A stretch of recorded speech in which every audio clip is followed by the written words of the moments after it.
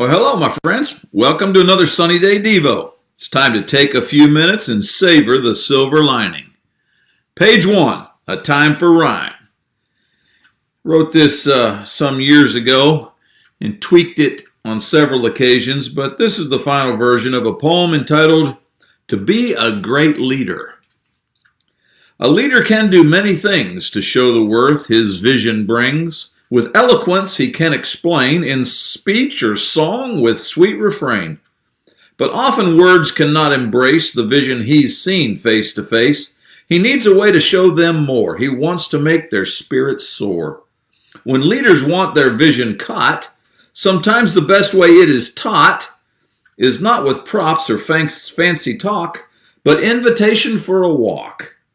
They reach the place to see the view. The teacher takes position new.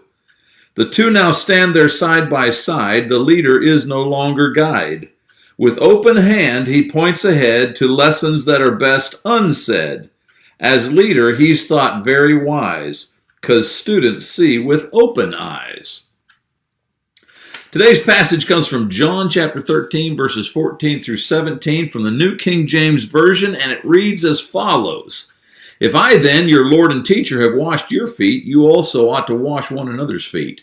For I have given you an example, that you should do as I have done to you. Most assuredly I say to you, a servant is not greater than his master, nor is he who sent greater, neither is he who is sent greater than he who sent him.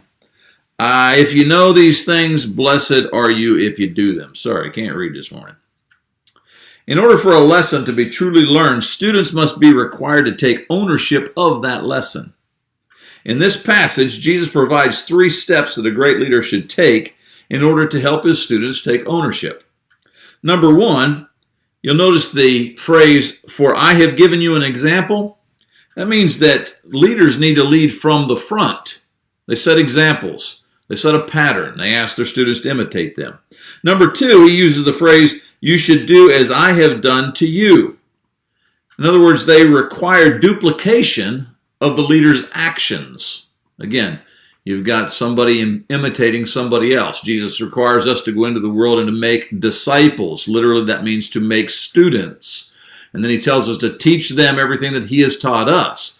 And so we are constantly duplicating ourselves, which should be primarily showing the life of Christ. We are the pattern in the sense that we are patterned after the pattern. And then number 3, he uses the phrase, blessed are you if you do them.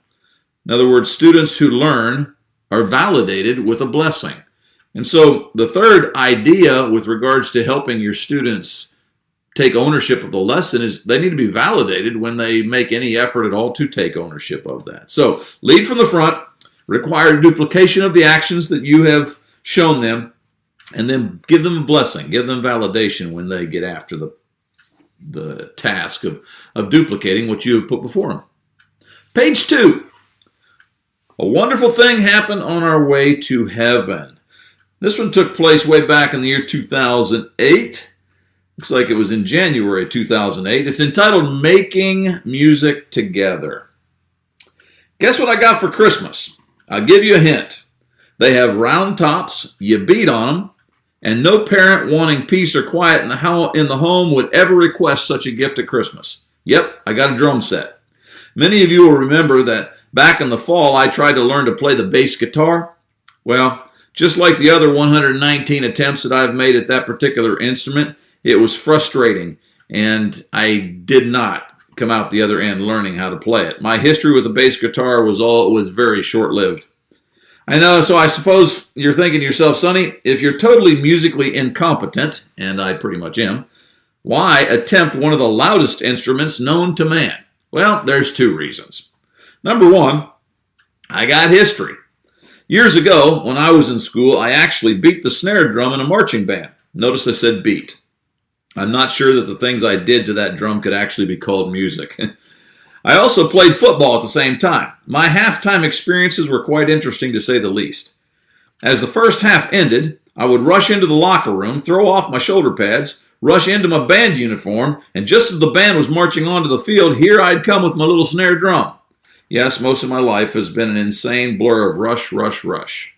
There's probably a lesson there for me. But the second reason is the most important reason. The second reason I got the drum set and wanted to learn to play it is because my oldest son Bryson has both a love and a talent for music. For almost as long as I can remember, it has been his dream to be in a band. I want to capitalize on that desire. Bryson and I have always been very tight. As we enter the midway point of his teen years, I want to make sure it always stays that way.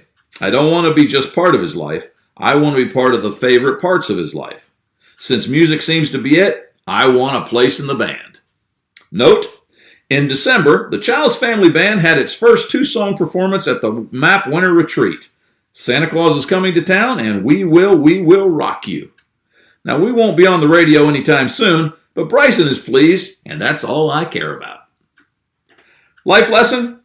In today's world, parents must do more than just provide food, clothes, and shelter. They got to do more than just occasionally pass their child in the halls at home. It's not enough to be involved. In today's world, parents must join in the very life pattern of their child.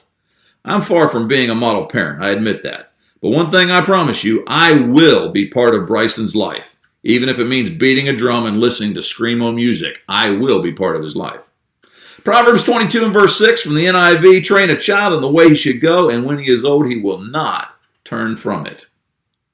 Bryson has a God-given bend toward music. As a parent, I not only want to celebrate that direction of life, I want to be so involved in it that I can train him to use it for the Lord.